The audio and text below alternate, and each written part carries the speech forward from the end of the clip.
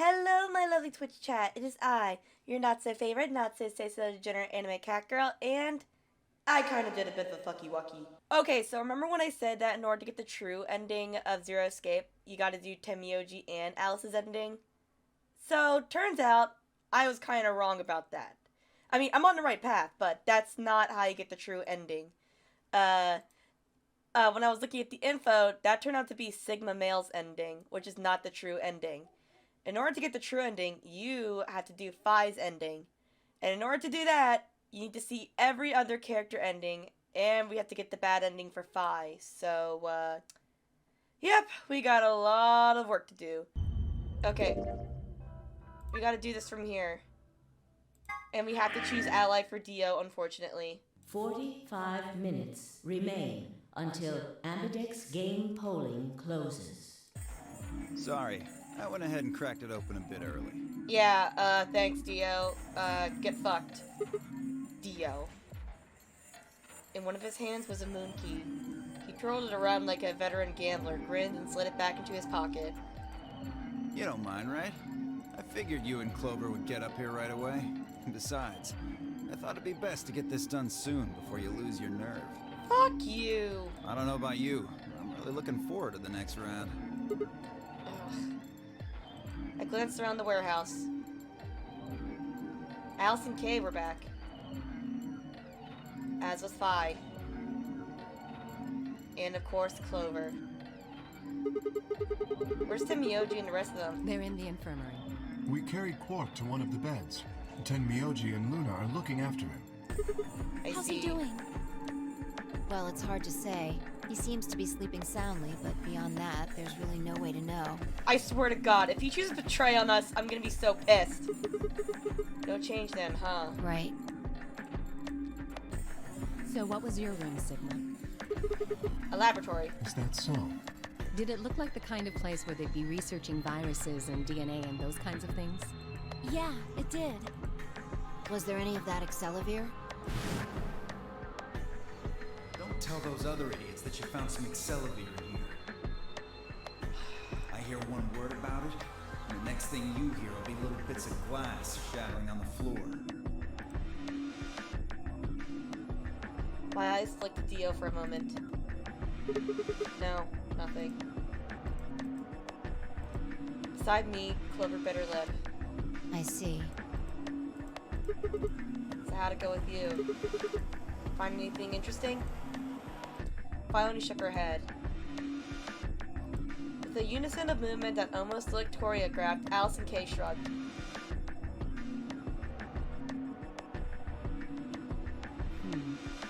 Where does that leave us? We've still got about 40 minutes left until voting ends. What are you gonna do? I'm a little curious about that lab you found. I thought I might go take a peek at it. I'll show you the way then. That would be wonderful. I think I'll go have a look at the room Alice, Kay, and Tenmyouji found. Never know.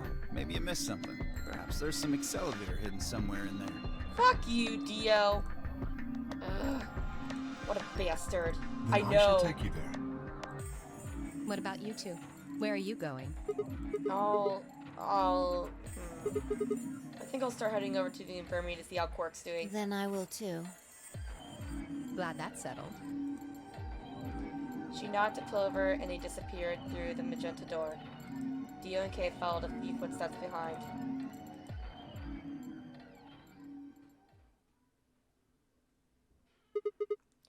Okay then. Guess we should be going too. Hold on. Show me that journal first. Dio told me about it. He wouldn't tell me anything about the lab, except that you found a journal with, his words, some sort of bullshit language. He said you had it, so I was hoping I could take a look. Yeah. One sec. I dug the journal out of my pocket and handed it to Phi. She began to flip through the pages, her eyes quickly scanning each one. This is Latin. Latin? You mean you can read it? Yeah, with time in a dictionary. So in other words, no. Pardon me for not being able to translate a dead language on the fly. No, fuck you, Phi. You should have done better. This looks like some kind of research log. It's not gonna be some sort of, I took the dog for a walk today. It was nice kind of stuff. I can understand a little of it. mostly conjunctions and things like that. But most of these words I've never even seen before. Vi started to leaf through the book again as she spoke. And suddenly, she stopped. Wait. I can read this one. Page 216. This isn't research notes. It looks like a personal entry. Oh? What's it say? Don't rush me. This is gonna take a minute.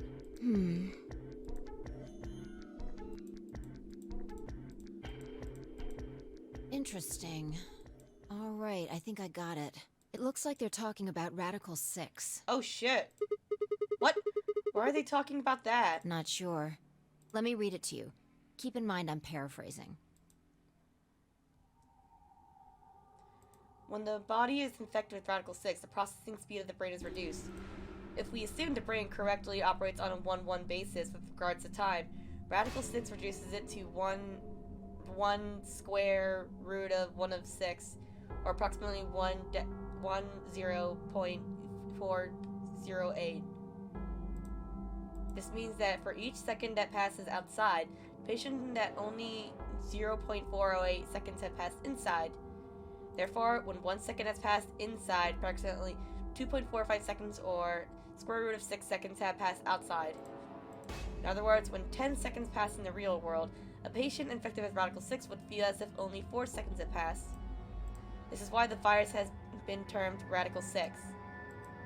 Radical is another term for what is known as the root operation, the function inverse to the taking of a power. In a less mathematical sense, it can also be used to refer to something as extreme or severe. Those infected by Radical 6 eventually develop a powerful urge to commit suicide. The exact cause of this is unclear, and although there is as of yet no direct link between suicidal urges and a reduction in mental processing speed, many believe that they are not related.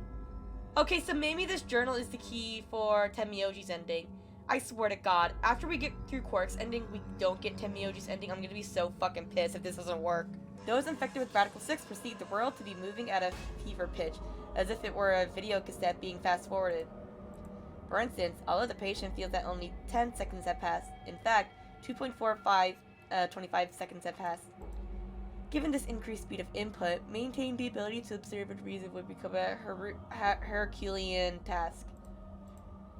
One theory holds that the disparity in time perception causes the brain to be flooded with the massive amounts of information, unable to keep up to begin to fail. Whatever the cause, the infected invariably attempt to take their own lives, which is arguably the most terrifying aspect of this virus. Research suggests that a targeted antiviral could kill or at least disable Radical 6, but we have been unable to develop one. It seems our best hope now is to harvest the antibodies from someone with a natural immunity to the virus. Thus far, however, we've been unable to locate a suitable subject, so I have continued my efforts to discover an alternative means of treatment. Given my current rate of progress, I predict that I will have a workable treatment within a decade or two. It is my fervent hope that humanity will be able to survive that long. The bodies of those dead from suicide are piled up along the roads leading into Anadal town. The entire area reeks with the stench of decay, and the sky is filled with the constant buzzing of flies. At times, their swarms are so thick that when one passes, it feels as if a cloud has gone over the sun. Ew. Every day I see more crows, and the rats are everywhere, feeding on the dead. Rats! Rats! We are the rats, celebrating yet another birthday bash. Dead people, it's your birthday today. Cake and ice cream is on its way. And dead people, it's been your birthdays, I guess. Open up your gifts while we all cheer. Ironically, the only healthy-looking creatures are the stray cats, who have grown fat on a plentiful rodent diet. The few humans who survived the outbreak have been locked away by the government in underground shelters. I don't know how many were saved, but I fear only a handful. Their survival is the only hope that remains for the human race. Oh Lord, please, let their future be a bright one. What else fucked up? Whoa, that's a lot of information. Now we know what the virus does to you, though. If you get infected, your brain slows down by the root of 1/6. That's, what, about 40%? That isn't the important part. Those infected by Radical 6 eventually develop a powerful urge to commit suicide. Yeah, you're right. That would explain why Quark was, well, trying to kill himself. There are two other things in here that worry me. First, the part about how they haven't managed to develop a treatment for it yet. What do you make of that? What am I supposed to make of it? Maybe you just haven't found one when the journal was written? I mean, from what we know, there's a drug called Excelivir that cures it. Exactly. But in the journal it says it might take 20 years to make something like that. Have 20 years passed? Oh shit. Hold on a second. I'm getting confused. When was this thing even written? December 29th. No year. Well, there's no way it was written this year. Yeah, probably not. Anyway, moving on. The second concern I have is about the underground shelters it mentions. The newspaper article said something about quarantining people too. After we read it, we all thought the same thing. What if this was one of those quarantine facilities? But this journal seems to suggest the opposite. The few humans who survived the outbreak have been locked away by the government in underground shelters. You're trying to say that this place might be one of those underground shelters, which would mean we're all supposed to be uninfected. We would have been thrown in here to keep us safe. Yeah. I mean, there's no way to say for sure at this point, but it seems possible. But Quark's been infected, right? Then maybe the virus got in somehow. That would be bad. Just think about it for a minute. If this is one of those shelters, a lot of things start to make sense. Maybe we've been here for a long time. Like, maybe they put us to sleep somehow. Made us sleep for years, maybe even decades. Yeah, I would believe that. I believe that. While we were sleeping, the pandemic that the newspaper article talked about happened. And whoever had this journal made this entry. And then once the antiviral treatment was finished, they woke us up? Right. It's all just speculation, but... No, that doesn't make sense. I mean, it seems like a pretty plausible scenario, but... We were all captured before the pandemic started, right? Yeah. And how would they have to put us to sleep for that long? How would they have known to do that? I'd say the cold sleep pods. Most importantly, why the hell are we playing the Nonary game if the point of this place is to save us? Throwing a bunch of people into a game that might kill them is a pretty weird way to protect them from a pandemic. Hey, I say it sounds like a fun activity to do during the COVID-19 pandemic. Yeah, you're right. See? We don't have enough information to make any real conclusions. I think we should see if we can find anything else. Vi had barely finished speaking before she took off for the magenta door. Hey, weren't you coming to the infirmary with me? Changed my mind. You can tell me about Quark later. And with that...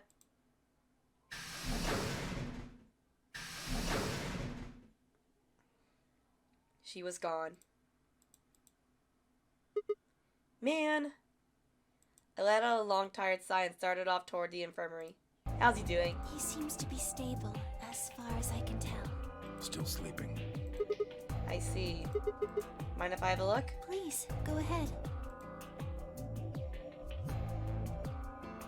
I made my way around the partition to the side of Quark's bed. The journal and the thing Vi and I had talked about would definitely need to be addressed, but for the moment that AB game was what I needed to concentrate on. Lives were at stake, mine, and Quark's. Those infected by Radical 6 eventually develop a powerful urge to commit suicide.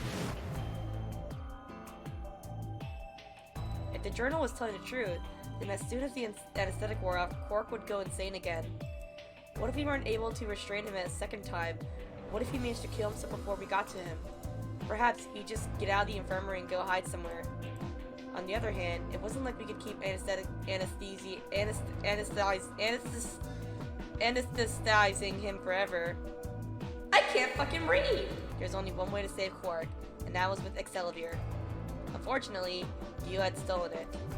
If we wanted to get it back, Clover and I would have to vote ally. But if I did, there's an excellent chance I would end up dead. The question was, then, what to do? Sacrifice myself to save Quark? Or keep quiet about the danger he was in to save myself? It was so faint, I almost didn't hear it. Grandpa. Oh. Grandpa. He shifted a little, then fell asleep again. It was enough, though.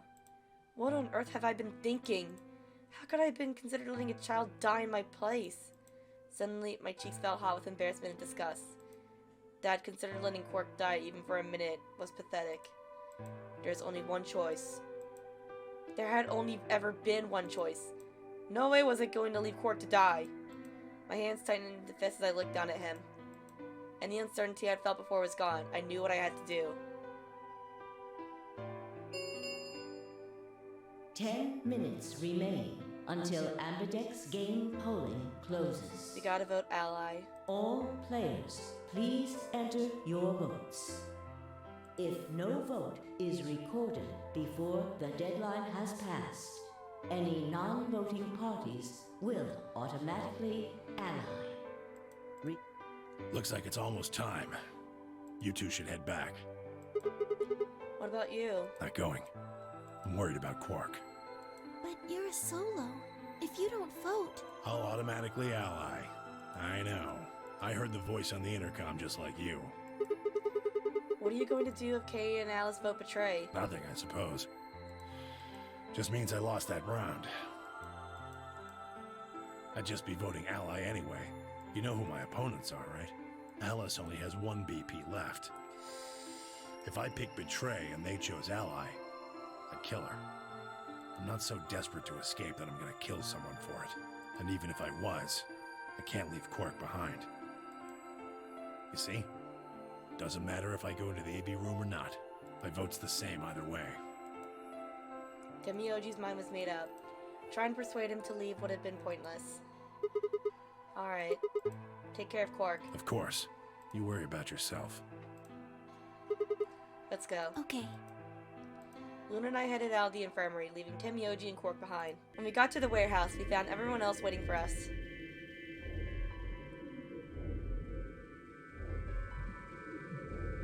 Well, not quite everyone. One other person was missing.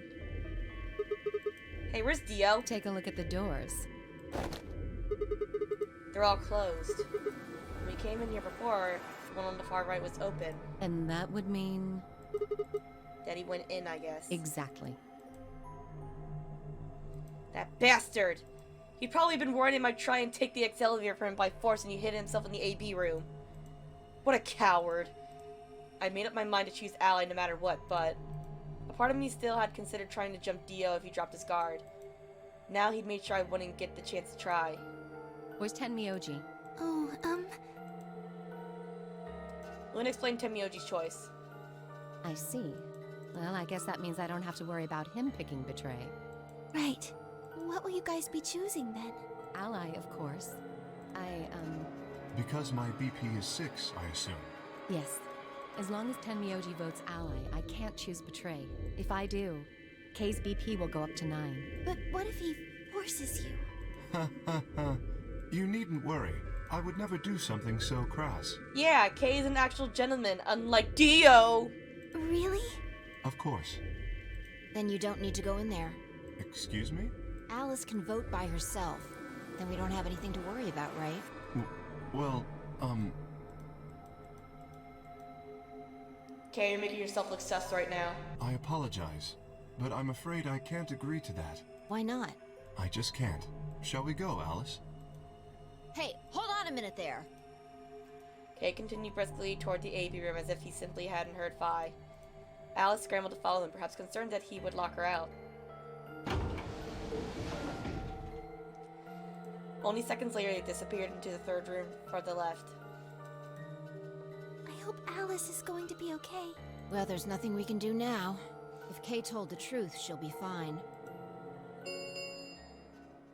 5 minutes remain until Ambidex game polling closes. Alright, let's get in there. We gotta vote ally for Quark. Time's almost up. Come on, Luna. Right. They headed off at a trot toward the second room from the right, and we were soon out of sight inside it. Alright, Clover, time for us to go. Oh, okay. Right behind you. I sighed to myself and headed toward the leftmost AB room.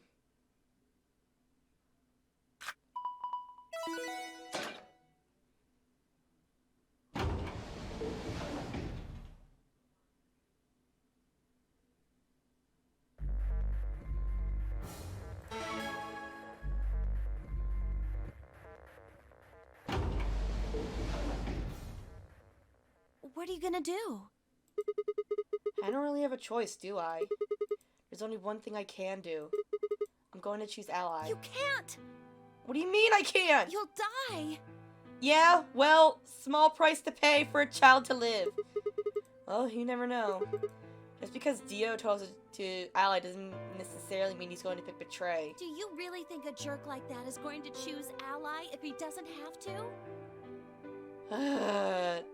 Yeah, you make a good point, but as long as Quirk lives, whatever. No.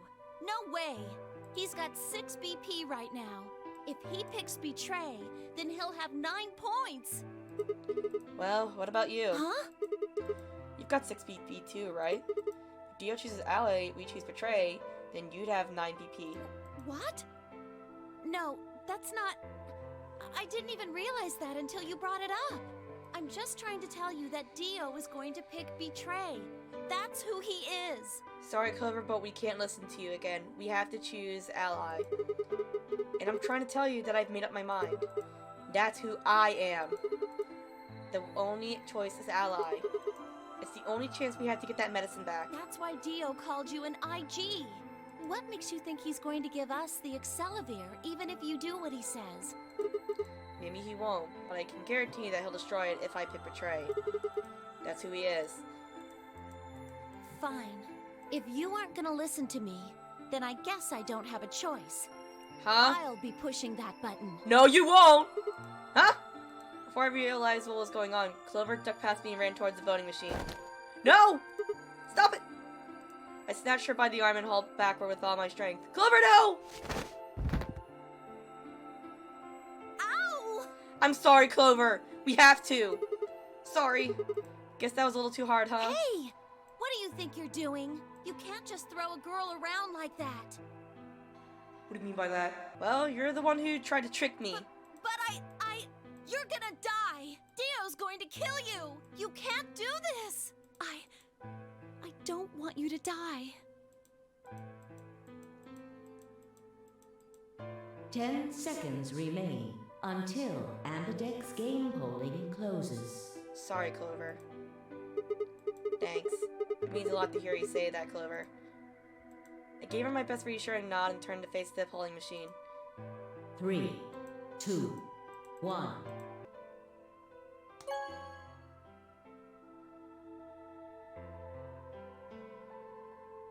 Round 2 of the Ambidex game has been completed. Results will be displayed in the warehouse. Thank you for your participation. Ambidex gates now opening.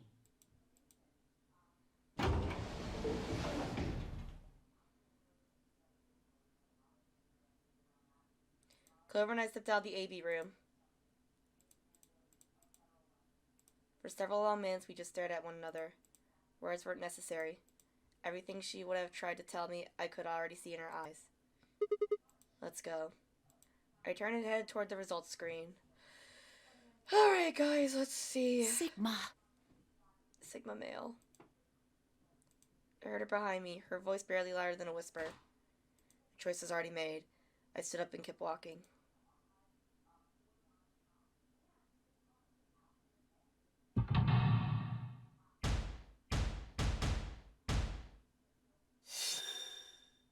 This is it.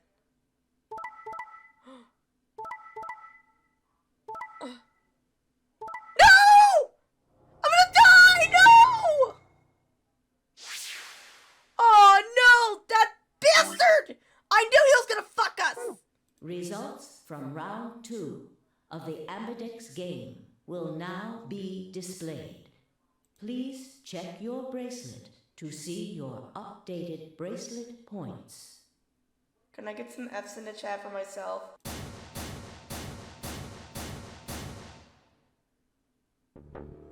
What? Sigma's BP is... Negative. Suddenly, all eyes were on me. I felt their weight, but stood my ground. It was the result I expected. I took a deep breath and closed my eyes. I didn't have to wait long.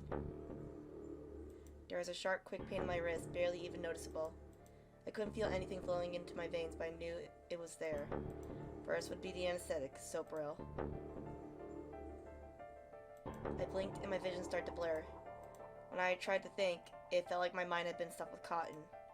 My legs began to wobble. They gave out entirely as I crumbled to the floor. Fuck Sigma! you, Dio! Sigma! Hang on! Hey! Sigma! Get up! Sigma! Oh no! Oh no, oh no, oh no! Yeah, you can thank Dio! He killed me! Trying to open my eyelids was like trying to lift sheets of lead. My eyes had lost the ability to focus, but I could make out a blur that had to be Dio in front of the number 9 door. Bastard! Damn it! You'll keep your promise, god damn it! I groaned and with a Herculean effort lifted my head and then my sluggish body off the floor. Every step was a battle, and whenever I shifted my weight, my muscles threatened to give out again.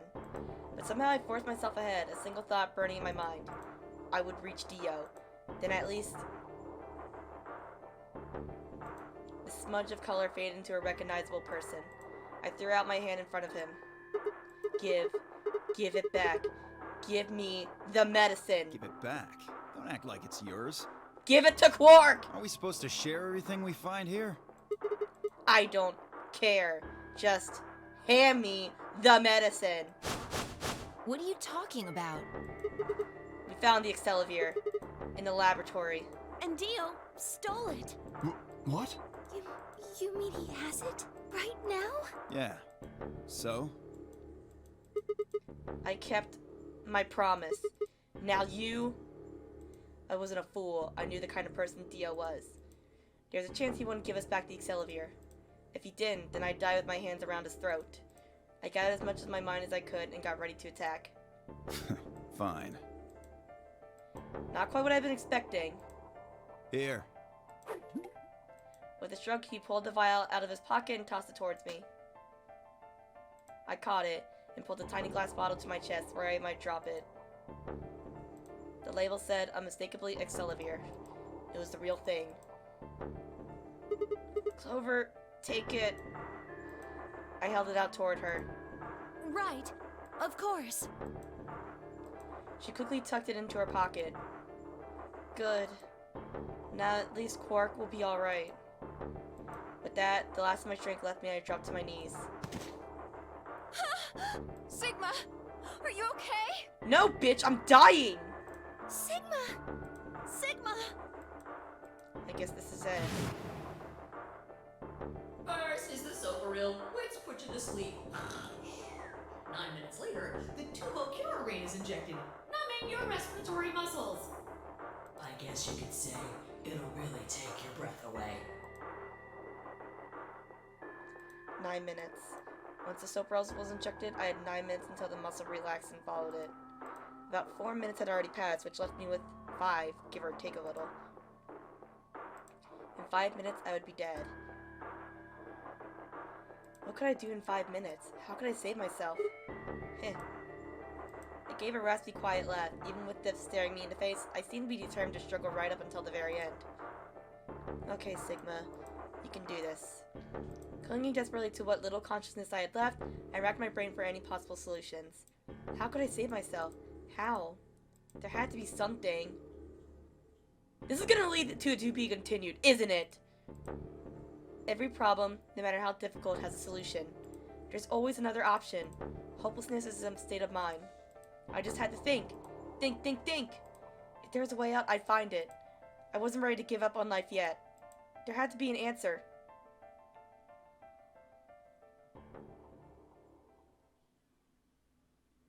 Oh, come on! What is this supposed to be Quark's ending? Hang on, I'm looking at this. I need Sigma's ending first. God damn it! Alright, well, fuck. Alright, we're gonna see if we can access Tenmyouji's now. Clover. 3, 2, 1. Ah! There we go! We got it! Let's go! Woo! Thank God!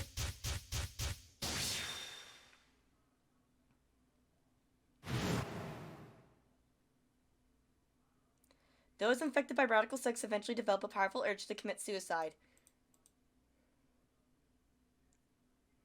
Suddenly, Clover moved. I leapt forward and clamped my hand around her wrist. What are you doing? Clover, listen to me. Alice wasn't killed. Nobody murdered her. She took her own life. What? No. I just got the achievement. I can't believe it's not murder. I know, right? I'm surprised just as much as you are, game. No. There's no way she'd do that. It's true. She stabbed herself in the heart with a scalpel. All right. Where'd she get the scalpel then? Well... I did hear someone come into the infirmary right after the AB game ended. Was that before I showed up? Yes. I got up to see who it was, but they were already gone. It could have been Alice. So she could have taken the scalpel then? Yes, I think so. You're lying! This is all a lie! It has to be! It's not. It's the truth. Then why did she do it? Why would Alice kill herself? She probably didn't have a reason. What? She'd been infected with Radical 6. That's what killed her. But you just said she killed herself! Just tell me the truth! I am. Then prove it! Your 10 seconds ran out a long time ago. So if you don't have any proof... I do. I have proof. There was a journal in the lab, wasn't there, Kay? Show it to me. Journal? It would have been there in the safe. Ah, well, Alice would have it then. Vi, can you... I don't feel right touching a dead woman's body. Could you take a look? Sure. Her hand fairly shook as she quickly searched through Alice's clothing. It was only seconds before she stopped. Slowly and carefully she drew something out. The journal! There it was. The journal. Vi turned to hand it to me, but I shook my head. You read it. It's in Latin. I can't make heads or tails of it. She cocked an eyebrow at me and flipped the small book open. When she looked back at me, it was with both suspicion and surprise. Yeah, it is Latin. But translating this is impossible. It's full of words I've never heard before. I can barely understand any of this. Page 216. Huh? Turn it to page 216. You should be able to read that one. Vi's frown deepened, but she did as I suggested. I watched her eyes quickly scan the page before looking up at me with renewed suspicion. Yeah, I can read this page. How did you know? No, wait. How did you even know there was a journal in the lab? Don't worry about that. I just knew. You just knew? I just knew. Look, just read it, okay? Clover wants to hear what it has to say. Right? Yeah. Right. Give me a moment to look it over. After a few moments of whispering to herself in Latin, Vi began to translate, paraphrasing the contents of the journal. Alright, yeah, I'm gonna skip this. Oh Lord, please. Let their future be a bright one. Vi shut the journal with a soft slap.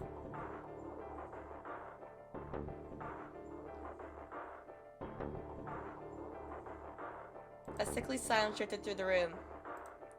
The newspaper article, the recording, the conversation with Tenmyouji, and now this journal entry. There was no more hiding from the truth. The pandemic had already happened.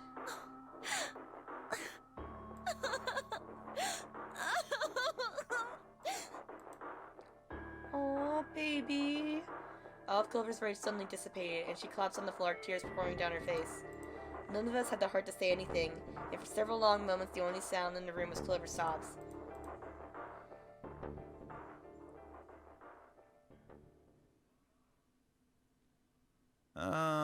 We've got a problem. What? Is it you? Because you're a problem, Dio! It's almost time for the primary doors to open. Yeah, only 10 minutes left. Sorry, but I'll be taking Alice's bracelet. What? Vi and I won't be able to open the secondary door without it. Oh yeah, right, that's true. So she was a magenta pair, just like me. Just now noticed that, did ya? As he spoke, Dio grabbed the bracelet off the floor and dropped it into his pocket. What color is your bracelet, Luna? I'm a cyan pair. You are part of Clover's pair, then. That means the two of you will need to come with me. I guess so. Come on now, Clover. We need to go. Alice would want you to survive, wouldn't she? You'll never be able to figure out why all this happened if you stay here. Please. You're right. Alice, I promise I'll find out what happened to you. I'll figure out who Zero really is. I mean, if you'd never been locked up in here, you never would have. This never would have happened. So it's like Zero killed you. I promise. I'll avenge you. Clover stood up and rubbed her hands roughly over her eyes, smearing tears across her cheeks. Then, with a determined frown, she strode out of the room. Alright, we're out of time. Move, people. You guys head on down to the Floor B warehouse. We'll catch up with you later. Oh, right. Quark's got the yellow bracelet, which makes him your partner, right? Yeah, can't exactly leave him behind. Without him, we'd end up stuck in the AP room. Uh-huh. Okay, let's go. We'll see the rest of you once we picked up Quark. Very well. Until we meet again. Quark, you're awake! Yeah, I just woke up. Hey, where's everybody else? Oh god. Quark. Tenmyouji's entire body shook with emotion as he drew closer to him.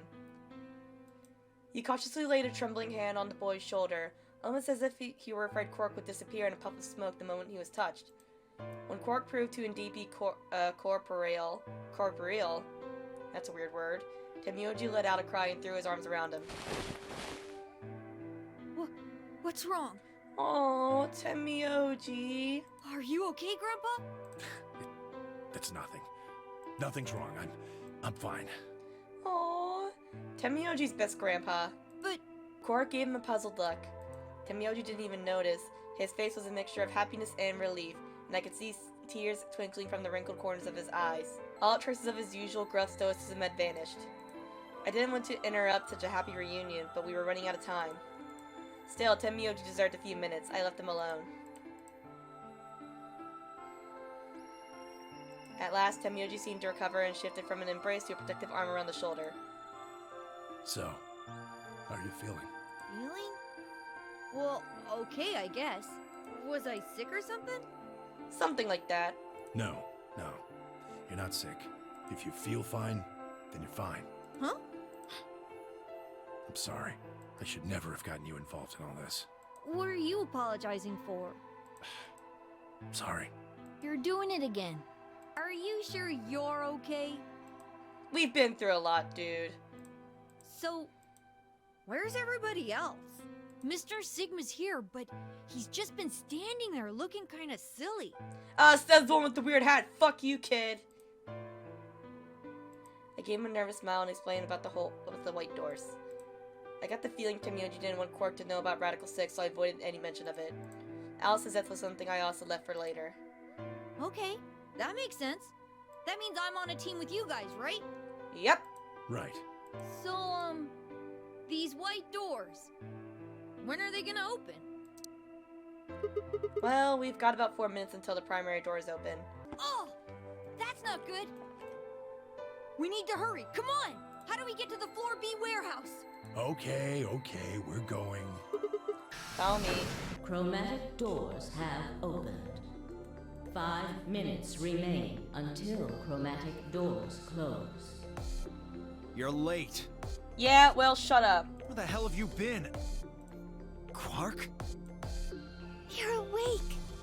And fully recovered, apparently. I am also relieved to see you well again. Me too. Wait a minute. What are you talking about? I looked out at the others from behind Quark and held a warning finger up to my lips. There were a few momentary raised eyebrows and some nervous coughing as everyone suddenly fell silent. Huh? From Quark's perspective, it must have seemed especially odd. Anyway, there isn't any time left. We need to hurry. But there are 3 doors. Which team goes in which door? All of the doors are identical for this round. I believe it doesn't matter which team uses which door. Then we're taking the one in the middle. Why that one? You want a kill shot, you aim for the center. You're more likely to just miss the extremities. That logic is flawed and more than slightly disturbing. I mean, to be fair, he is a circus ringleader. Unfortunately, I don't really have a counter-argument, so Senator it is. I suppose we could go with the one on the left. Is that okay? I mean, we could go with the other one if you want. Kay and Clover only nodded. Well, there's only one left. The door on the right. Any objections? All right, let's move. 30 seconds remain until chromatic doors close. I'm surprised you didn't ask about Alice yet. Hurry it up, Vi. This thing's gonna close. I know. It's time we were going as well. Right. Sure. Come on, guys, there's no time to waste. Right behind you. Let's go. 2, 1, 0. Chromatic doors closing. Director's office. Ooh, this should be good.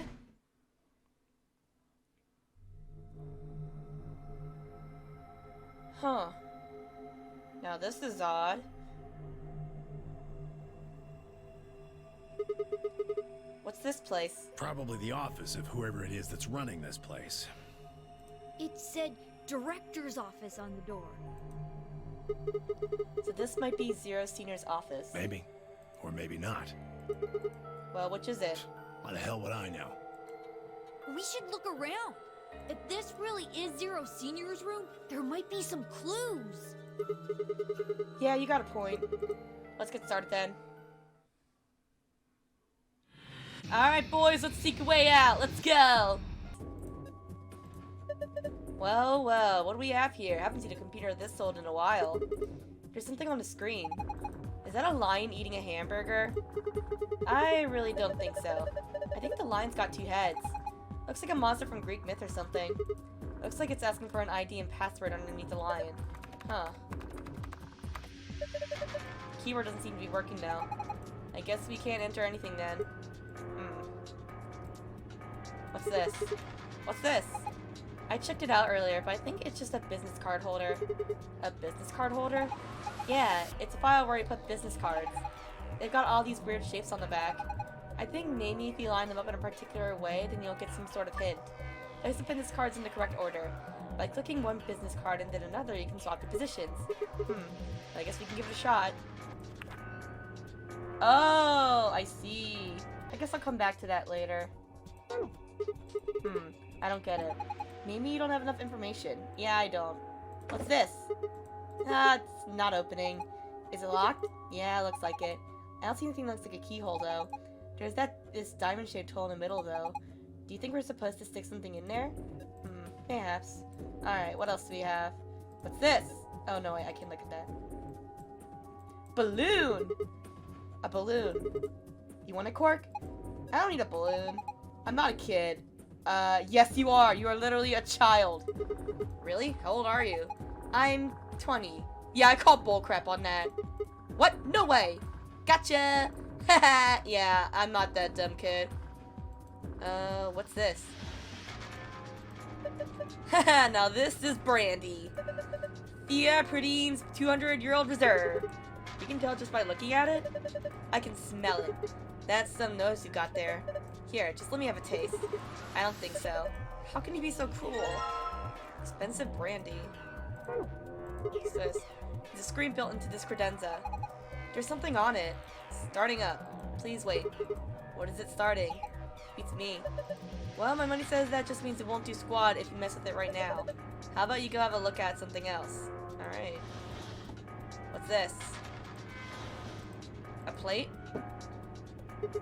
Huh. Well, putting the expensive brandy on the coaster didn't seem to do anything. The laser beam just went right through it. Hey, what the hell do you think you're doing? If you keep frying it with the laser, you're gonna ruin the brandy. Pull it out there right now. Okay, Jesus. A globe. Oh, do I put the globe on it? Looks like a green coaster. The stain on there makes it look like something was sitting here earlier. Okay, so I can't put the globe on it. What's this? What is this thing? one of those training machines you see on late night commercials. I think it's a facial recognition device. A what? You put your hands on either side of your face in front of the lens. Then it checks your face against whatever it's got in its database. Oh, huh. How'd you know that? I'm in the salvage business. Every so often one of these babies shows up. It doesn't look like it's turned on. Yeah, nothing happens when I put my face in front of it. There's something in the right of the lens over there that's an awful lot like a keyhole. If we have a key for it, you think maybe we could turn it on? I assume so. Alright. Oh, no. What's this thing? Nope. Huh. Oh! What's this? Huh. This is cheap brandy. Alcohol dispatch shouldn't even exist. So I think it's best if I dispose of it safely with my... I'll be taking that. Oh, I guess I put that on the thingy. What's this? Tablet. A bookshelf. There's some paint inside it. What's this?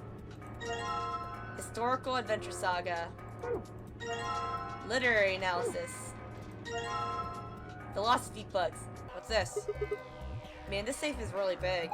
There's gotta be like $100 billion in there. You're such a kid. Maybe they're just hiding something they really don't want people to see. Like some videos. I'm not sure I like the way he said that. Yeah, neither do I. Let's just open it up and find out. I don't think... See? Is it locked? Yeah. There's a circular input panel on top of the handle. Looks like it's on one of those pressure exchange chambers stored. So if we do the same thing we did then, when you click the yellow guide ring, other rings will appear at the other points that you can draw lines to. Click one of these other rings to draw a line connecting the two. Repeat the process until you have connected all 3 pairs. Remember, however, the lines should not overlap or cross one another. Alright, let's do it. Oh god, this thing.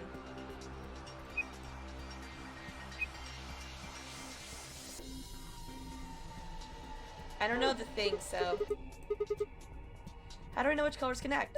If you don't know what, you're probably missing some information. Hey, what's up? What about that globe? Globe? Oh, globe! Hey, a globe. Doesn't it look kind of weird? I think somebody glued a piece of paper to it. Let's see if we can get it off then. You found a world map. To view it, visit the file tab in the archive. Okay. Oh! Alright, let's see. Oh! Okay, so green connects to red, white connects to blue, yellow connects to purple.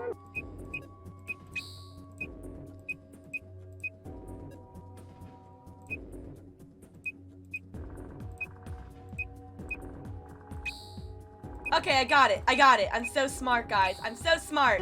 Gamer! Haha! Good job. You did it. Nice work. Very impressive. Let's have a look inside. $100 billion! Videos! Yeah, yeah. Oh!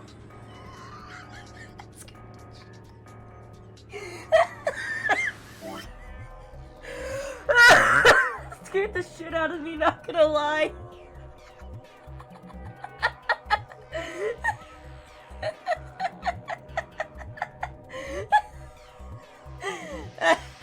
Okay. Alright, let's get back to this gamer.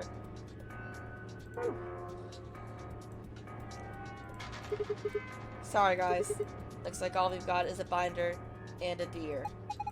So, a bind deer. What the hell is this? Is Zero just making fun of us? Alright, so there's a binder in the safe. It's got 2 pieces of paper in it. Okay. Oh, business card instructions. Oh, I see. Let's look at it.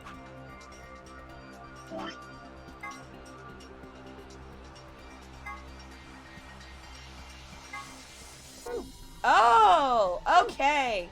Back to the business cards. Okay, so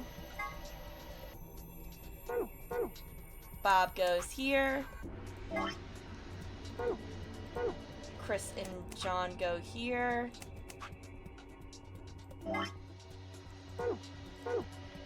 Tony goes here. Ian goes here. And Michael goes in the bottom. Alright, we're getting something. Okay, so what does this say?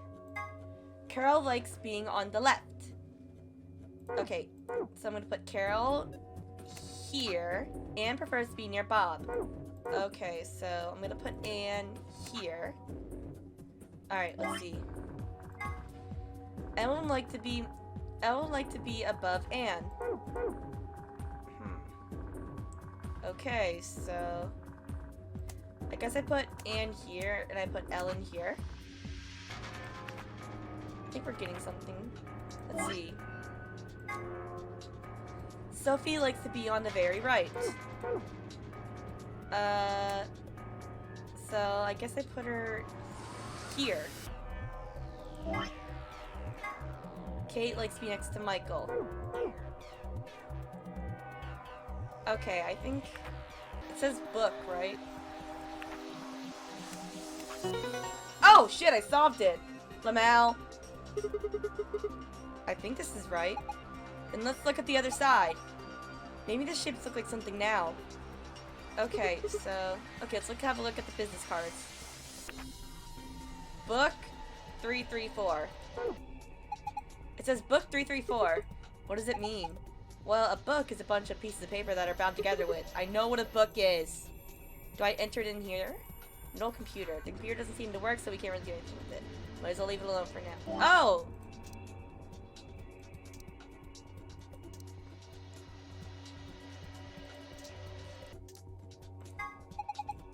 I think these are philosophy books. The stuff in here is pretty sophisticated. I'm amazed you can get that far. I flipped the first one and my brain just said, screw this, I'm out. Oh, okay. Do I combine it with this? Do I combine it with this? Alright, let me look at the tablet. No, it looks like a tablet. Does it work? No. There's an empty slot in the back. So it doesn't have a battery. Guess not. Then maybe we can find a battery. Maybe be able to turn it on. Alright, I'm gonna put the cheap brandy on the plate. Maybe that'll do something.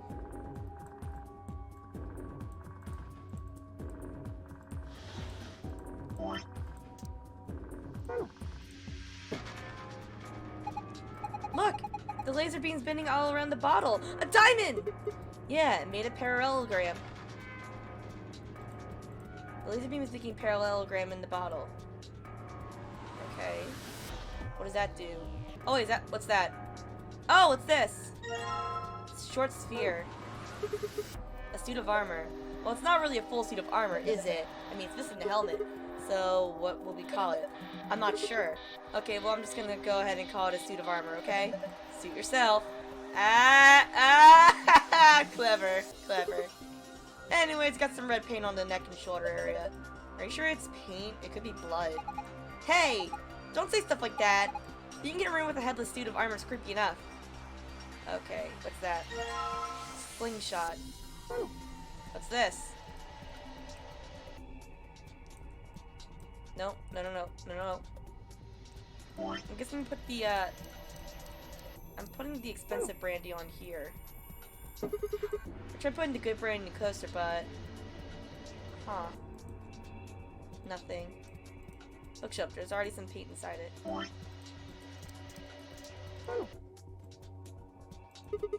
What's this? Is it one of those vacuuming robots you see on TV? You got me. It looks like a machine of some sort. Well, is it turned on? I don't think so. Let's see if... Nope, no luck. Huh. Nothing. Might as well give up. Yeah, let's go look at something else. We can always come back to it later. Right. Okay, so I'm guessing we use the spear to pop the balloon.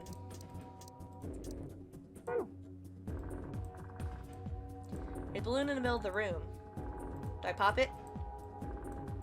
What's this? Nothing. Okay, what do I do? Oh, do I use the spear on this? A key! Ha! It opened! There's something in here. Is it a key? What do I do with this key?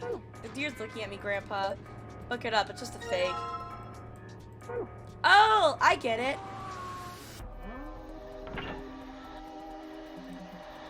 I put the deer on here, don't I? There's red paint on the wall. Looks like there's an outlet right next to it. Why would somebody put an outlet this high up? Well, it's probably not an electrical outlet. What is it then? I think you're supposed to insert something into it. Like what? Maybe the deer? Yes, that's it. Remember how there are 2 pegs on the back of the mount? I bet they fit perfectly. Give it a try. Alright. Well, looks like you're right. It's a mounted deer. The paint on the deer and the wall behind it look like it fits perfect. Hard to tell which is from where, though. Maybe if we look at it from another angle. Okay, so... that's an E. I know that. E. Okay. Oh, I used the key on that thing! Right!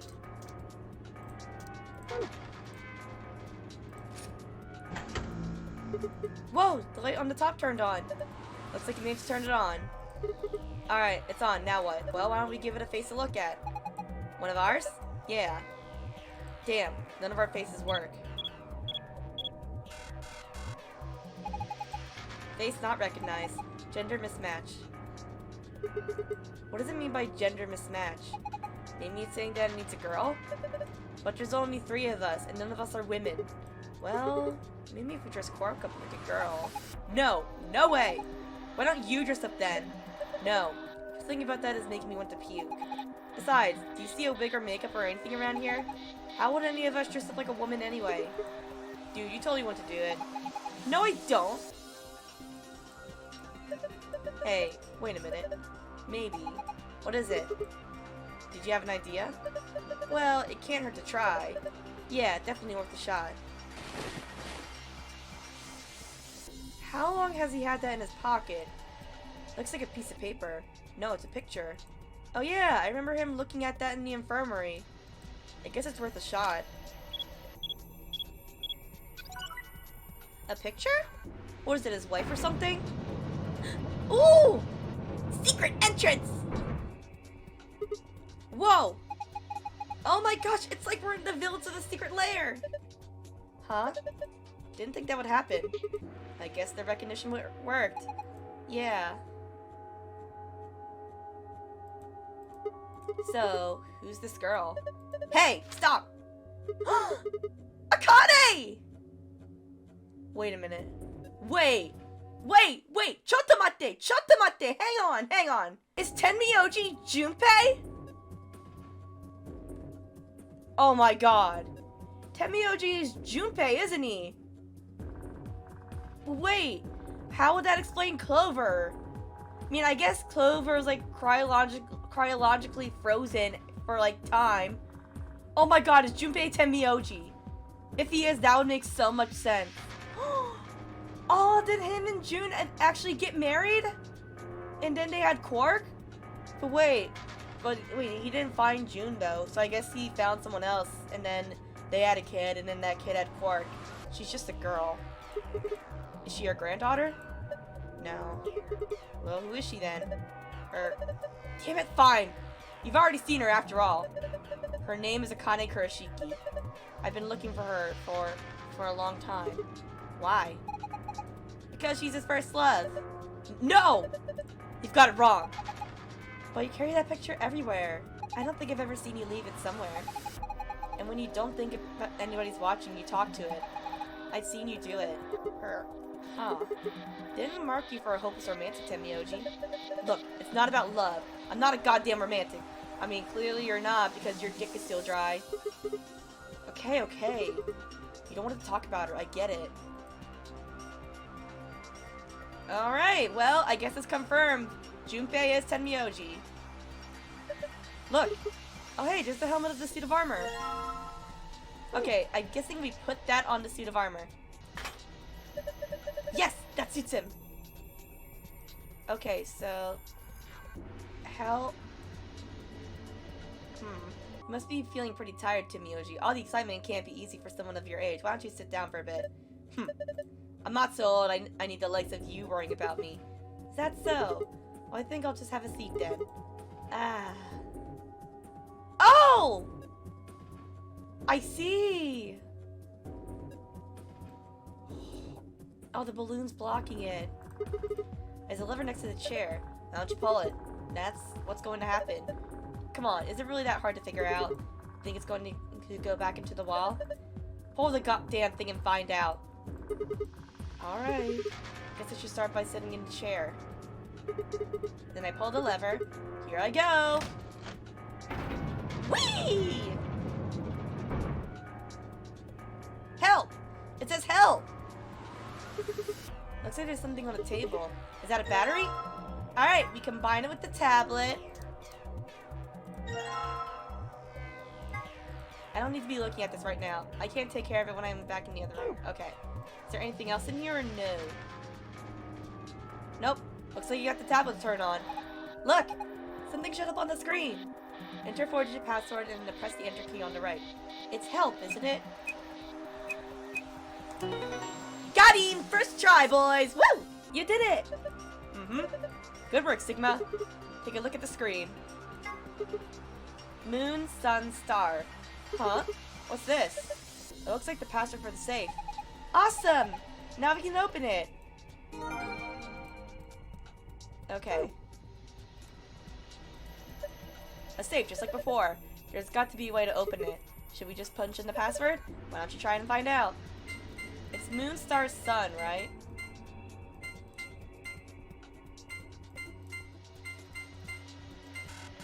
Or is it moon, sun, star?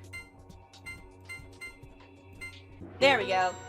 I mean, the sun is a star, so that's why I got it confused. Good job! It opened! Good work. It looks kind of empty this time. There's only 2 things in here.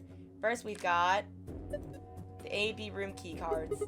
Oh, there must be the star cards that they were talking about. There are 2 of them. You guys take one and I'll take the other. Right. We're a pair, so we only need one for the 2 of us. And the other thing is the key as usual. Yes! Now we can get out of here. Great, no point sitting around. Let's go. Ikuyo! The door lock. It says lock right now. You guys ready? Yeah. Go for it. Alright. 3, 2, 1. Alright! We did it, boys! Let's go! Oh, shit. We're back in there. No! Damn it! What's wrong? I left something in the director's office. The picture! What was it? The picture. Ugh, how could I forget it? Oh yeah, we must have set it down up to using the face of recognition thing. Yeah, I'm going back. You 2 go on ahead to the warehouse. I want to come with you. Nah, Me that's too. fine. Why don't you head back to the warehouse, Sigma? He's gonna die, isn't he? The others are probably already waiting. Alright. I'll see you 2 later then. Right. Bye, Mr. Sigma. I watched them jog off toward the blue door. And then they were gone. Guess I should be getting back then. I stepped into the warehouse to find all the other teams already there. Kay and Luna, Vi and Clover, and Dio.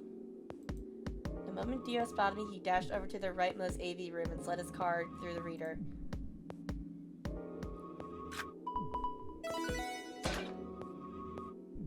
I'm still mad at Dio, by the way, just saying. An ambidex gate has been opened. 45 minutes remain until ambidex game polling closes. As he turned to look at me, I swore I saw a flash of a smug grin. There.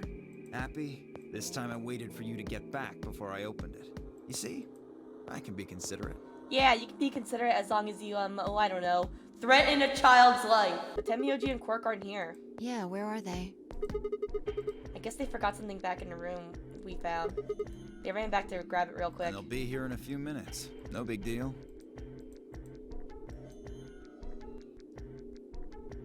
While we waited, we exchanged information about the rooms we investigated. Fortunately, none of it seemed very useful. None of us had found anything, and we were no closer to unrailing any of the increasing number of the mysteries we were faced with. With that discussion exhausted, we sat down to wait.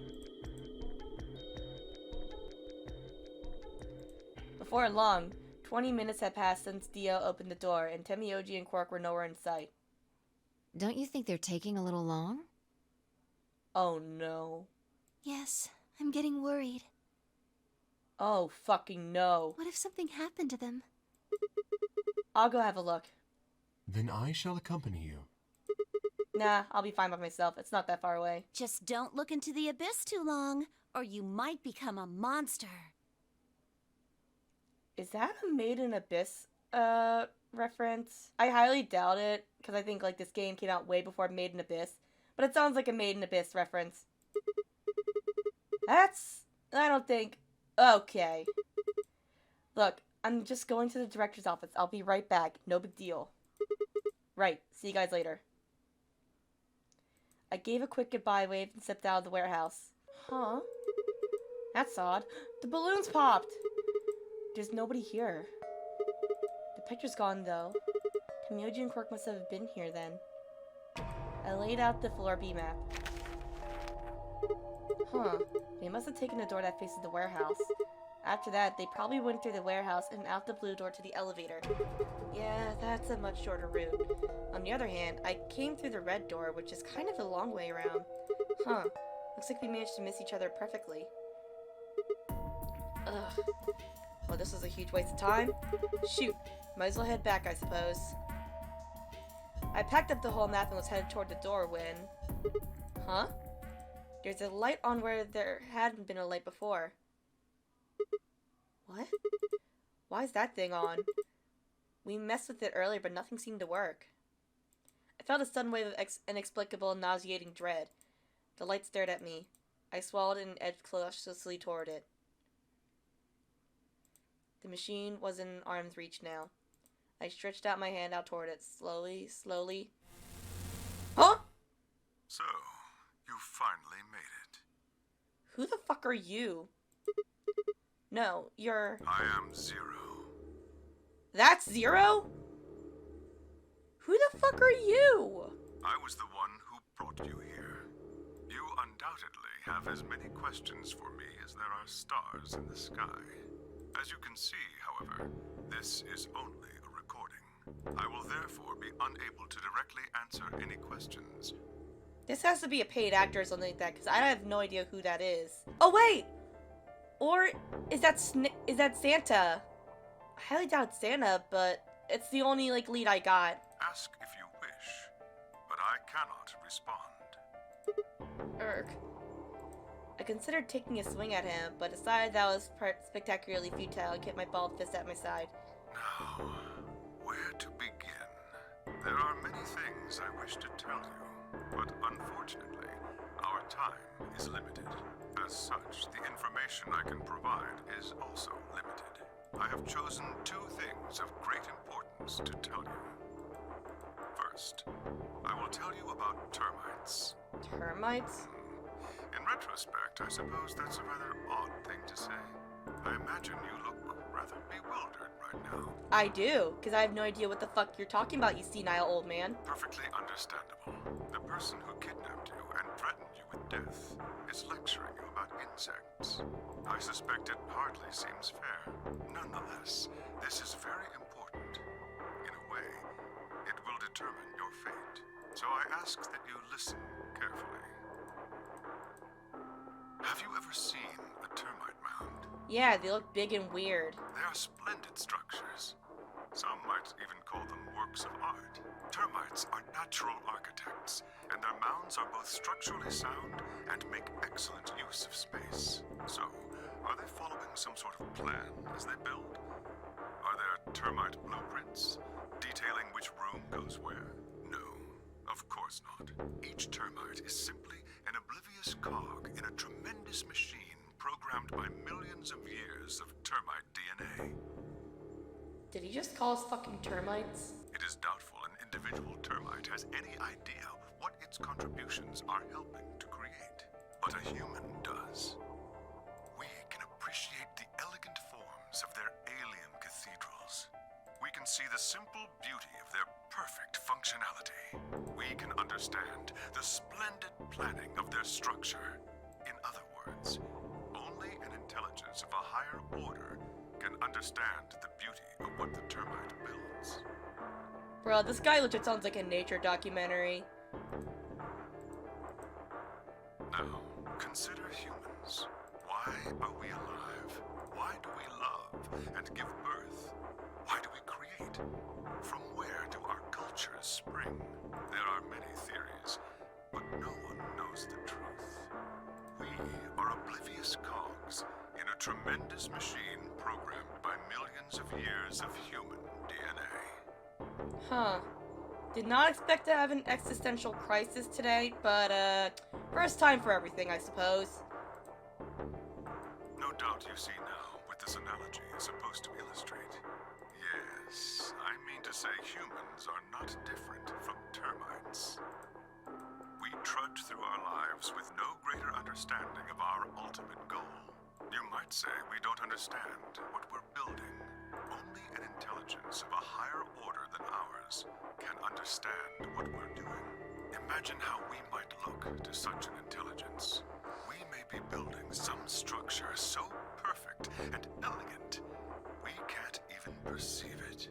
Whatever it is, we've likely been building it on a dimension just above the ones we know since time immemorial. If we are like the termites, then what we've created is almost certainly something of tremendous beauty. And you are about to catch a glimpse of it. What do you mean by that? Or have you already? Well, that's enough on that subject, I think. Consider what I've said.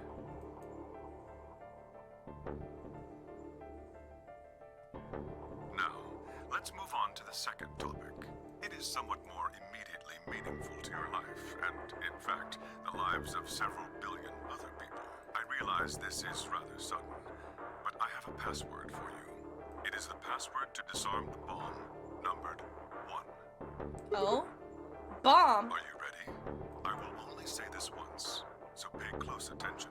The password to disarm the number 1 bomb is BQZ, RGJ, DXR.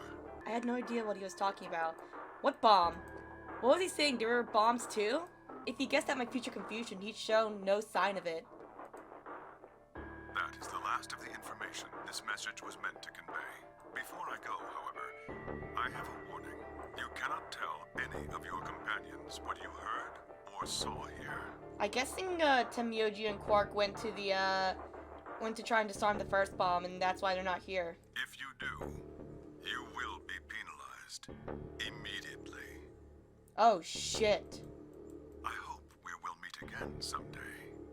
We would have much to discuss. Yeah, like, who the fuck are you? Wait. God damn it, you can't just sprout all that crap and disappear. I just imagine him, like, making another message saying, like, I made this message, in case you have said that I cannot just sprout this information and disappear. Lol, yes I can, get fucked. The hologram had disappeared. Urgh. What kind of an idiot does he take me for? Termites? Other dimensions? How could that have had anything to do with kidnapping us? Shit! I kicked out at a nearby shelf. 10 minutes remain until Ambidex game polling closes. Ah, shit. All players, please enter your votes. If no vote is recorded before the deadline has passed, any non-voting parties will automatically ally. Ah, crap. Oh, wait, I just realized. If we disarm the bomb and they ask about, like, how we know that, we can't tell them. They're gonna think that we set up the bomb. Oh, shit. I need to get back. Not like there's any point staying here. I spun around and ran out of the room toward the warehouse.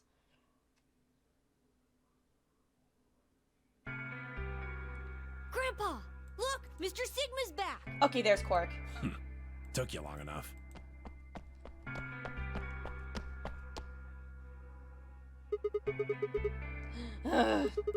Where are the others? In the AB rooms.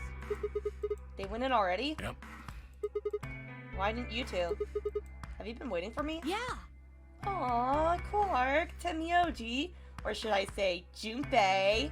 Grandpa said there was something he had to tell you before we voted, no matter what. Oh? Nothing that significant.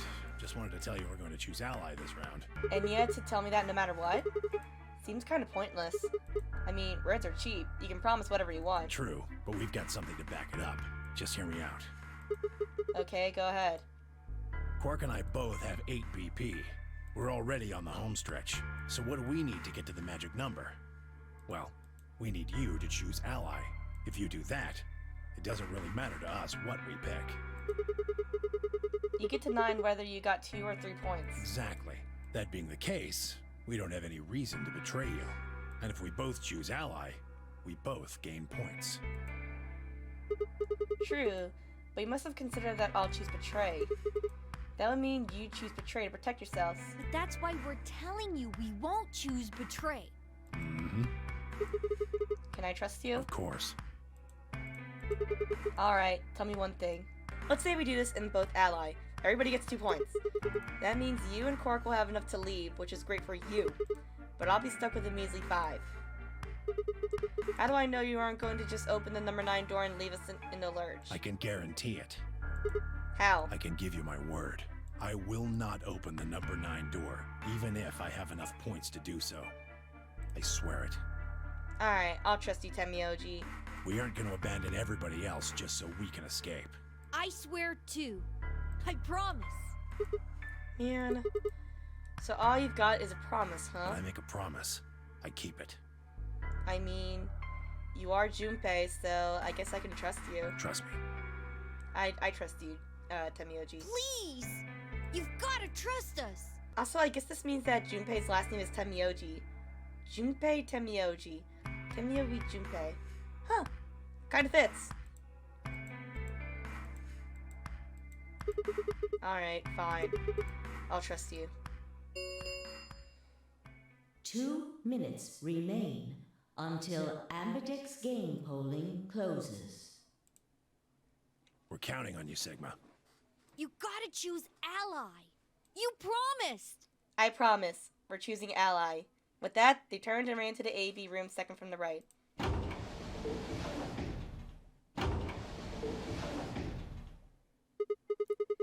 Well, guess I should get moving.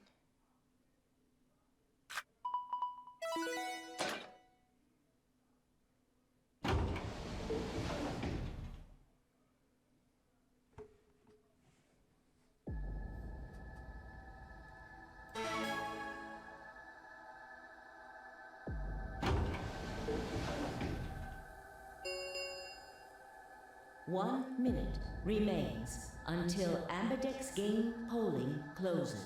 I had a decision to make. Should I trust Quark and Tenmyouji? Well, I could believe they were telling the truth and still betray them. That would bring my BP to 6.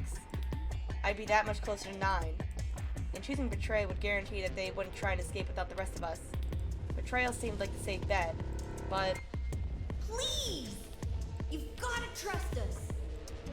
You've gotta choose ally! You promised! Tenmyouji, I could betray easily enough, but Quark? What the hell was I going to do? 10 seconds remain Ally. until Ambidex game polling closes. We're choosing ally. 9, 8, 7, 6, 5, 4, 3, 2, 1. Ally.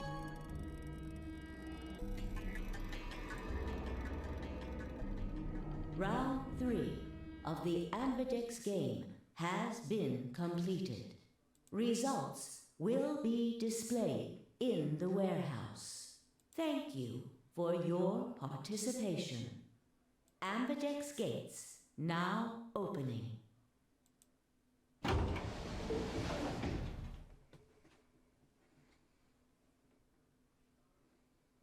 Alright guys, let's cross our fingers. Results from round 3 of the Ambidex game will now be displayed. Please direct your attention to the results screen.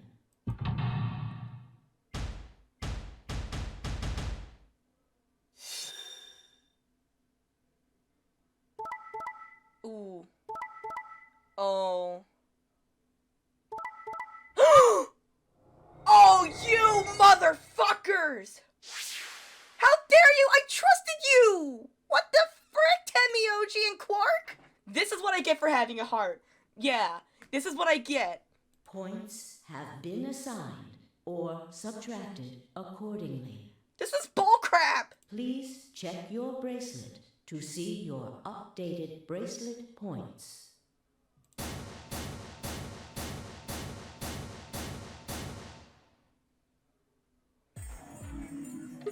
Hey! What the hell, guys? Why'd you betray Clark me? had nothing to do with this. I made the vote. Grandpa. Alright, fine. Why'd you break your promise, Tenmyouji? I only promised you one thing. We wouldn't open the number 9 door, even if we got 9 points. Oh, you son of a bitch! What? So, you're not going to leave? Not what I said. Of course we're going to leave. What? Look, see Clover over there? What? Don't tell me. Clover, what the fuck? Oh no! Clover! Jeez. That bitch! Wait. Quark and Tenmyouji have... The words were barely out of her mouth when Tenmyouji and Quark ran past. No! God damn it! What the fuck? Clover, are you really going to leave? Well, yeah. Why else would I open the door? Oh my god. But why? I'm going to go call the others, so we can capture Zero Senior. What about us? Tenmyouji, are you and Quark going too? Yeah. Sorry about that. What the fuck, Tenmyouji? Sorry, everybody. Fuck you, Quark. So Sigma, happy? Kept my promise. Oh my god. We moved. Clover opened the door, not me. Like hell, I'm happy. That's some shady shit, Tenmyouji. You say so. I have to get out of here, and that's that. He's gotta pay for what he's done. He? Zero. You mean you know who Zero Senior is? Yeah, no point keeping it a secret now, I suppose. I know exactly who Zero Senior is. What? Aw, shit.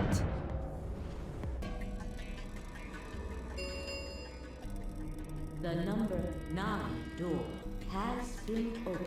Oh my fucking god. It will remain open for 9 seconds. Let's go. Come on, guys. Time to move. Right. Oh, wait! This is for you, Mr. Sigma. Quark held something out. I looked down to see 2 pieces of folded paper. What is this? It's a letter. I wrote it in the director's office before the AB game. I wanted to tell you what kind of guy Grandpa is. Oh yeah, a piece of shit. So, read it, okay? He pressed it into my hand. See you later, Mr. Sigma. Bye, Quark. Then he turned and ran toward the door, Tenmyouji and Clover following in his footsteps. I was so surprised by the letter that I didn't even try to stop them.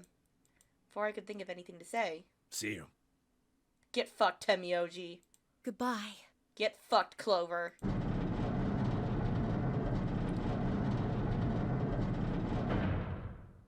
And that's our only way of escape.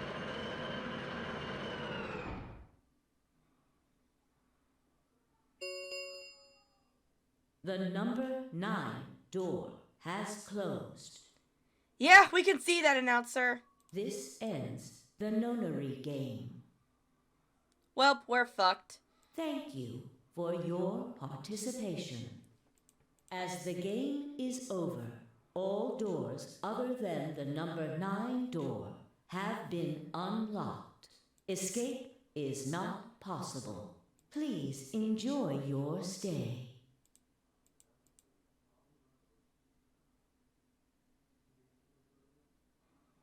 Shit! They're gone. All we can do now is hope they bring help back. Indeed. I agree. I looked down at Quark's letter and slowly unfolded it. His handwriting was still slightly uneven, but he'd filled both pages with writing. I began to read. It was a really stormy day when he found me.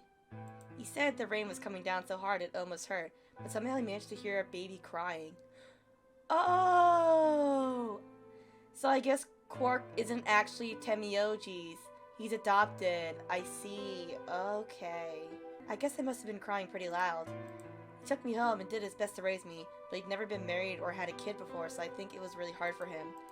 He couldn't figure out how to mix the formula, so he was always carrying the directions around with him. Also, I guess I was a pretty picky eater, so if he didn't get the water to formula ratio right, I wouldn't eat.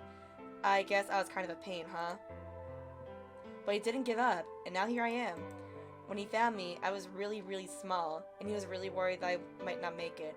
Oh, so that's why he named him Quark. And I guess Quark was born premature.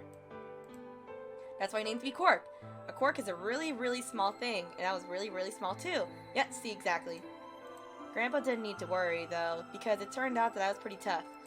When I was 1, he forgot I was sleeping in the bed of his truck and drove off. I rolled out and went off the back, and I didn't even get scratched. I started walking when I was 2, and when he wasn't looking, I fell on the stairs. Oh my god, Jesus, Quark. Unlucky. I didn't get hurt then either. When I was 3, I got really sick. I had a super high fever for a week, but eventually I got better. I guess you could say I'm pretty lucky. Anyway, I didn't really have any more accidents after that, and I was a pretty healthy kid. By the time I was 6, I started helping Grandpa out with his work. His job was to gather junk from abandoned buildings. Then he'd fix it up or pull out the useful parts and sell them. There were plenty of abandoned buildings, but finding good stuff in them was hard. You had to know which parts were useful, or you could end up wasting a bunch of time. Every time I'd find something, he'd explain to me what it was, how it was supposed to work, how to fix it, all sorts of things. Usually though, I just wanted to finish up work so I could go to the theater. The theater came to our town once a week in a wagon. They'd show old news or movies. I went every single week, but Grandpa only went once in a while, and he'd only go weeks when they showed movies. Oh yeah, I didn't know that I'd been adopted until I was 7. One of the other kids on my block told me. I guess after Grandpa found me, he looked all over town to try and find somebody who'd take me. The kid from my block already had a mom, and he asked her if she would take me too. I gotta admit, I was pretty shocked when I heard that. There weren't a lot of kids with parents around, so hearing that someone lived with his actual mom was pretty impressive. I was also kind of surprised that Grandpa had tried to get someone else to take me. Did that mean he didn't want me? I mean, he did care for him, he just couldn't really raise him, as we could read. The kid who told me about Grandpa trying to get rid of me was a real jerk. He was totally spoiled, and he'd brag to everybody about how he had a mom. He liked to come up to me while I was working and say stuff like, "Must be hard not having a mom." It never bothered me before, but after I found out that Grandpa had adopted me, I started to think that maybe he didn't really want me. If I could work on my own, then he could get rid of me. I was scared to know the truth, so I never asked him. Then one day, he took me to a bar in our neighborhood. During the day, of course. He went there sometimes to drink scotch, but I'd never gone before. When we got in, he just walked up to the counter with that grumpy look he has, and I thought, oh no, he's gonna make me work here, but I was wrong. I saw him pass something to the bartender, and then he picked me up and set me down on the stool next to the counter. The stool was pretty high, especially for a 7-year-old kid, and my legs just dangled off it. It seemed really, really high to me, and I was pretty nervous. Eventually, the bartender came back over with a glass of scotch and another big glass full of something else. What is that, soda? As I looked closer, I realized that the second glass was full of some sort of brown liquid with a scoop of ice cream in it. Oh, root beer float! It took me a minute to realize what it was. A root beer float! I'd never seen one before. I was so surprised. Root beer was even more expensive than the nicest alcohol in a bar. Really? Huh, that's odd. To me and the other kids, it seemed more like an urban legend than a real drink. But there I was, right in front of me. I stared at the float. I still wasn't sure it was real at that point, and then turned back to look at Grandpa. He looked back at me. I didn't know what to do, so I turned back to the bartender. He'd already turned around and moved off, though, so I figured he must have put the glass down in front of me on purpose. It still didn't seem like it could be real, and I was just staring at it when Grandpa told me to hurry up and drink it before the ice cream melted. His gruff voice sounded like an angel's. Is this really mine? He nodded. Words can't describe how awesome it was. I'd never tasted anything like root beer before. The creamy sweetness of the ice cream made my entire head feel light. I felt like the luckiest boy in the world. That's not an exaggeration, I really thought that. The root beer float was delicious, and what made me even happier was Grandpa. When I looked over at him, he was smiling. I know that's gotta be hard for you to imagine, but he really was. Right then, I didn't care whether he just found me and adopted me or not. He bought me a root beer float! That made me way luckier than some kid who had a mother but had never tasted root beer. Of course, after he left the bar, he was the first kid I bragged to. So Grandpa and I were doing pretty good. Until the fight. What fight? I was in a super bad mood that day. I'd torn one of my shoes in the morning, and some old drunk guy had yelled at me. All the junk I found was totally useless. The day was almost over, and I was fed up, so I just grabbed some random trash and took it back to the house. When I showed what I had found to Grandpa, he frowned. He started going through each thing I brought back, explaining why they were all useless. I got really mad and just yelled, "I don't care!" Then he got mad, and I couldn't take it anymore, so I ran away. I was pretty upset, and I started thinking that maybe Grandpa had only adopted me so he could raise me to work and make money for him. After a while, I went and hid in an abandoned building, but by then, I started to calm down and that maybe I should go back and apologize. It started raining pretty hard, though, so I decided I should wait for it to stop. But that was just an excuse. The truth was that I was nervous. Part of me knew I'd done something wrong, but I didn't want to admit it. The rain didn't stop, though. I just sat there staring at the gloomy gray sky. I imagined Grandpa coming to get me. It kept raining all night, and he never showed up. I gave up waiting and decided it was time to go home. I was about halfway there when I heard somebody groaning. At first, I thought I should just ignore it and not get involved, but it went over anyway, and it was Grandpa. He was totally soaked, and I could tell right away that he'd been there for a really long time. I yelled, and he opened his eyes a little bit. He smiled bleakly and said he was glad I was safe. "Aw, Tenmyouji." He spent all night out in the rain looking for me. I felt awful. Grandpa had been out in the rain looking for me for so long that he collapsed. I was horrible. He heard me crying in the rain, but I hadn't heard him. As I ran to get the doctor, I promised whatever God might be listening that if they would only save Grandpa, I'd never ask for another root beer float ever again. He got a really bad fever, and his temperature wouldn't go down for days. The doctor said if it kept up, he'd die. If he died, then I'd be all alone. There wouldn't be anybody left to take care of me. The thought of that happening terrified me. Fortunately, I must have passed some of my luck onto Grandpa because a week later his fever finally broke. I was glad he wasn't going to die, but I was also a little scared. What if he had decided he didn't want a stupid kid like me around anymore? My plan was to apologize as soon as he woke up, but when the moment came, my brain just stopped. Grandpa started to talk, and it took me a minute to realize he was apologizing. I didn't know what to think. He explained that he was an old man, and that meant he was probably going to die sooner rather than later. He was strict with me because he wanted to make sure I'd be able to make it on my own after he was gone, but maybe he'd been a little too strict. All the things I'd worried about had been stupid and selfish. Grandpa cared about me a whole lot. He'd been worried when I ran up, and he'd gone off into the rain to look for me. I tried to apologize, but when I opened my mouth, I just started crying. I don't think I've cried that much since I was a baby. But he just smiled and patted my head. I asked him if he ever regretted adopting me. His eyes got all wide, and he said, "Of course not." He told me that he was looking for a really important lady, and because of that, he had to give up on pretty much everything else in his life. But when he took me in and started raising me, he felt like he'd gotten some of what he lost back. That was when I decided I'd stay with him forever. Aww, Quark. Even if he said I couldn't. Tenmyouji N! We got 2 achievements, in Root Beer Veredas and Every Ending Begins Somewhere. Alright, nice!